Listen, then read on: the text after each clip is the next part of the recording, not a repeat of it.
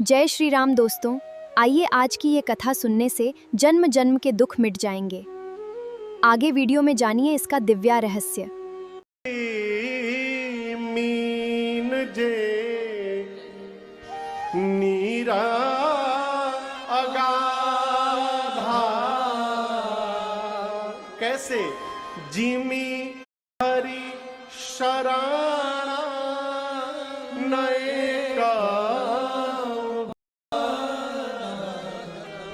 जिस प्रकार भगवान की शरण में आने के बाद जीवन की बाधाएं समाप्त हो जाती हैं, उसी प्रकार अगाध जल को प्राप्त करके ये मछलियों की बाधाएं समाप्त हो गई हैं, मछलियां सुखी हो गई हैं। भगवत शरणागति जीवन के दुख को समाप्त कर देता है। गीता में आप विद्वान लोग बैठे हैं, गीता में भगवान कृष्ण अर्जुन ये करो, वैसे करो, ऐसे करो, यहां करो, ये न करो, वो करो, सब उपदेश देने के बाद अंत में एक बात भगवान ने कहा, यदि कल्याण चाहते हो तो कुछ मत करो, मेरी शरण में आकर के बैठ जाओ। हम आपसे निवेदन करें माई बाप, 100 बीमारी की दवाई है भगवत शरणागति। कुछ ना करिए, भगवत शरणागति करिए। अशरणागति शरीर से नहीं करना है, शरणागति मन से करना है। आप समझता नहीं मिसिर जी? शरणागति मन से करना है। हमारा शरीर भगवान के पास रहे ये आवश्यक नहीं है, हमारा मन भगवान के पास रहे ये आवश्यक है। शरीर को संसार में लगाए रखिए, बुरा ना मानिएगा। पुजारी जी महाराज मंदिर में विराजमान है, क्षमा करिएगा अगर किसी को बात बुरी लग जाए। पुजारी जी महाराज मंदिर में बैठे हैं तो क्या उनका मन भी मंदिर में है? आवश्यक नहीं है, हो नहीं सकता है तो उनका सौभाग्य है। और कोई व्यापारी, कोई सेठ अपने गल्ले पर विराजमान है, अपने कार्यालय में बैठा है, तो आप ये नहीं कह सकते कि उसका मन भगवान में नहीं लगा हुआ है।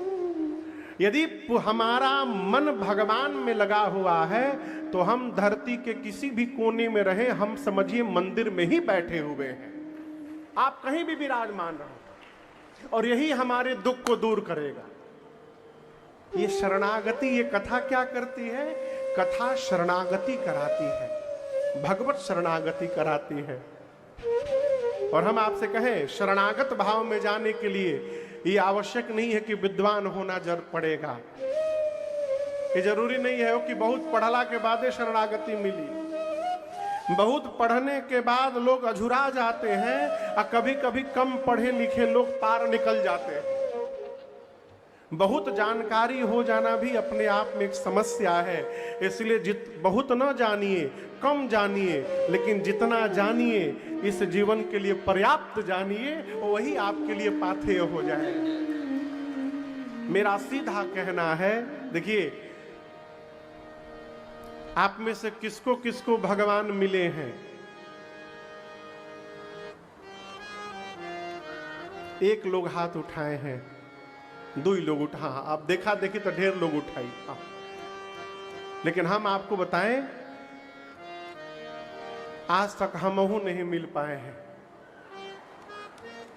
हम भले भगवान की कथा गा रहे हैं, कभी मिले होंगे भगवान, लेकिन हम उनको पहचान नहीं पाए कि भगवान है। क्यों? भगवान को कौन पहचान सकता है? राम जी कहते हैं, निरमल मन जन सो मोहि पार। राम जी कहते हैं, जिसका मन निर्मल होगा वो मुझे प्राप्त करेगा। कौन प्राप्त करेगा बाबू? जिसका मन निर्मल होगा। हम भले राम जी की कथा गा रहे हैं, लेकिन हमारा मन भी अभी निर्मल नहीं हुआ है। इस बात को गांठ बांध के रखिएगा। हाँ, यात्रा में भले लगे हुए हैं, इस जन्म में निर्मल हो जाए, अगले जन्म में हो जाए। जब भगवान की कृपा होगी तब मन निर्मल होगा। और जिस दिन मन निर्मल हो गया, उस दिन से आपको भगवान को नहीं ढूंढना पड़ेगा, भगवान आपको ढूंढना प्रारंभ कर देगा। बतिया हमार बुझाता। मन निर्मल हो गया प्यारे तो भगवान को आप नहीं ढूंढिएगा, फिर जहां बैठे रहिएगा वहीं भगवान पहुंच जाएंगे। शबरी राम के पास नहीं गई थी, राम जी शबरी के पास गए थे। शबरी तो बैठकर दिन रात कहीं बतिया कहती थी। क्या विश्वास था, मैं क्यों सुना रहा हूं, विश्वास दृढ़ हो जाएगा ना, फिर इधर उधर भागना समाप्त हो जाएगा। मैं आपको बताऊं, व्यासपीठ पर विराजमान हूं, हमारे दुख का सबसे बड़ा कारण जानते क्या है? वर्तमान समय में हमारे पास धैर्य नहीं है। हम चाहते कि तुरंत सब हो जाए, तुरंत पूजा कहनी 1 महीना में रिजल्ट मिल जाओ,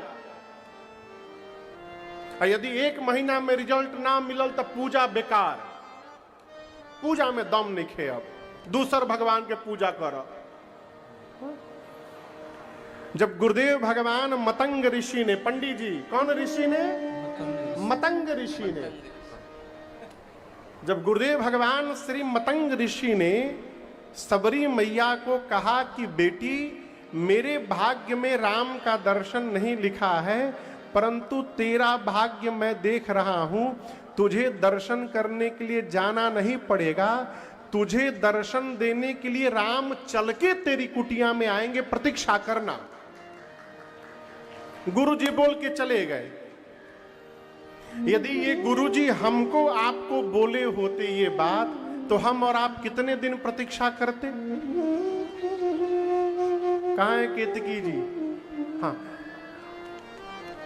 कितने दिन प्रतीक्षा करती आप? यदि गुरुजी कही के जाते कि राम जी दर्शन देंगे तो कितने दिन प्रतीक्षा करती? 1 साल। 1 साल की 1 दिन, 1 साल। ईमानदारी से कह दिया 1 साल। हम 2 साल 3 साल करते। आप लोग कितना करते? 5 साल। 5 साल के बाद गिव अप कर देते, क्या भगवान मिली है ना बुझाता। लेकिन आपको मैं बताऊं, शबरी मैया ने 1 साल 2 साल 5 साल प्रतीक्षा नहीं किया, शबरी मैया ने 10,000 साल प्रतीक्षा किया। कितने दिन? 10,000। बूढ़ा गई हो, बूढ़ी हो गई। लोग आके कहते थे पगला गई हो, बूढ़ी हो गई ना, राम नहीं आए ना, तो शबरी मैया कहती थी कि मैं बूढ़ी हुई हूं, परंतु मेरी प्रतीक्षा बूढ़ी नहीं भई है, मेरे राम अवश्य आएंगे मेरे पास। और उसी विश्वास का परिणाम कि भगवान शबरी मैया के पास चले गए। ये जानते हैं, ये कथा कुछ नहीं करती है, कथा हमारे विश्वास को दृढ़ता प्रदान करा देती है। मैं अभी किसी से कुछ दिन पहले कह रहा था कि देखिए, हम कथा गाते हैं तो इसका अर्थ ये नहीं कि हम कभी बीमार नहीं पड़ेंगे। हम राम जी की कथा गाते हैं, इसका अर्थ नहीं कि जीवन में कभी विपत्ति नहीं आएगी, कोई दुख नहीं आएगा, ना कोई कष्ट नहीं आएगा। लोग तो इसीलिए पूजा करते हैं कि जीवन में कोई कष्ट ना आवे। लेकिन कथा का यह फल नहीं है, भगवत पूजा का यह फल कदापि नहीं है कि कष्ट ना आवे। हमारे कलकत्ता में एक महापुरुष हुए, प्रातः स्मरणीय परम पूज्य स्वामी श्री राम कृष्ण परमहंस जी। आप लोग उनका नाम सुने होंगे। स्वामी विवेकानंद जी के गुरु जी। क्या नाम था? स्वामी राम कृष्ण परमहंस जी। आप में से कोई कलकत्ता गए होंगे, ढेरे लोग गए लोही। कलकत्ता में काली माँ का मंदिर है जिसका नाम है दक्षिणेश्वरी काली मंदिर। आज भी मंदिर है गंगा जी के किनारे। आपको बताऊं तो आश्चर्य लगेगा, रामकृष्ण जी उसी मंदिर में पुजारी थे, काली मैया की पूजा करते थे। और जब भोग की थाली लेकर मंदिर के भीतर जाते थे ना, तो मूर्ति में से साक्षात मां काली प्रकट होकर के विराजमान हो जाती थी। अब महीने में 1 दिन नहीं, डेली जब जब थाली लेकर भीतर जाएं, काली मैया प्रकट होके बैठ जाती थी और वो थाली में से निवाला तोड़ तोड़ के अपने हाथ से मां के मुख में भोजन कराया करते थे। ये डेली का काम था उनका। मां उनके हाथ से डेली भोजन करती थी। और आपको सुनकर आश्चर्य लगेगा, उन्हीं रामकृष्ण परमहंस जी को गले में कैंसर हो गया, थ्रोट में कैंसर हो गया। अब आप बताओ, जिसके हाथ से काली मां भोजन करती हूं, उनको गले में कैंसर होना चाहिए?